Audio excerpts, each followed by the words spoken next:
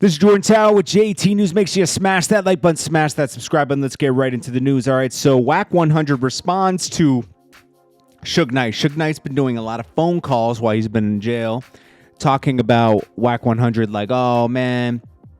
He talked a lot of smack about Wack 100. He was talking about, like, you know, talking about his trucking company and all a bunch of other stuff. But he was also talking about that, you know, Wack 100 is the reason why he's doing 28 years, which is kind of crazy because this man rolled over. This man killed somebody in this truck, you know? So Suge Knight, but Wack 100 responded to that. And he said, even though I wasn't talking to Suge Knight anymore after something that happened, I still paid for his mother's funeral, you know, like you know, because he helped me at a certain time in my life.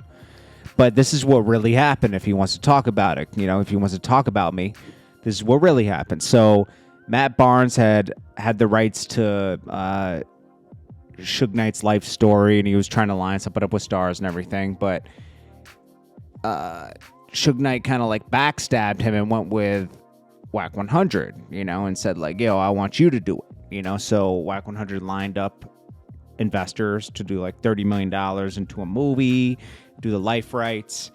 Wack 100 asked him like, yo, is everything good on it with the paperwork and everything? He said everything's good. They do all the paperwork, but the investors look deeper into it and see that Suge Knight sold his life rights 4 times prior to selling it to the investors. So they backed out. And when they backed out, there was no money for any attorney fees. You know, part of the whole deal was that he gets $250,000 for legal fees. So once that was done, it kind of tarnished Wack's name a little bit with those investors, you know, and, you know, he kind of had to fall back from the situation because Suge Knight was being Suge Knight, kind of a little slimy, right?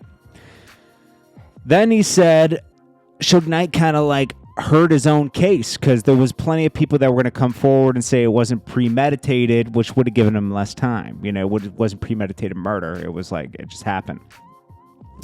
But he wasn't supposed to be talking on the phone and all this other stuff, but they were letting him speak on the phone. And Wack 100 talked to him around that time, and he said, hey, you know, why are you speaking on the phone so much? Like, if they're letting you speak on the phone, it's for a reason. And it turns out that Suge Knight was talking real gangster on the phone, like, yo, I dropped a bag to this people and these people, so they tell this story and that.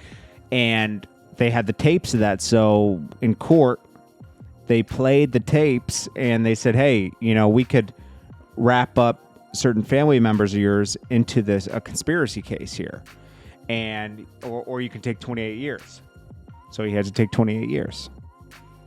And you know, Suge kind of did himself in. I mean, we all saw that. I wasn't really believing anything Suge was saying on the phones. But then he also pointed out that, you know, Snoop made amends with Suge Knight because he has a good heart and was trying to help Suge Knight and everything. But Suge Knight started going behind his back and calling Tekashi and giving him information on Snoop Dogg when Snoop Dogg and Tekashi were kind of going back and forth. And Wack 100 saw evidence of this when he was cool with Tekashi and warned Snoop, like, yo, he ain't right. Like, Suge ain't right. Suge's just like he's a narcissist, bro. You know what I mean? He's out to help himself. You know, Wack 100 did his response. I would have responded too. I mean, someone's trying to tarnish your name on phone calls and all that kind of stuff. It's trash, bro. Let's be honest. I remember hearing those phone calls a few months ago, too. And I was like, are these real? Are these old? But this Wack 100 talking about them makes it seem like it was pretty recent. But anyways, I just wanted to go a different kind of story because there's so much stuff going around the Young Dolph thing. I mean, I don't want to really touch on that till later on tonight if there's any updates. But let's get to the regular news, you know, because, like, that's kind of consumed the news for the past 4 days. You know, it's just so much going on with that.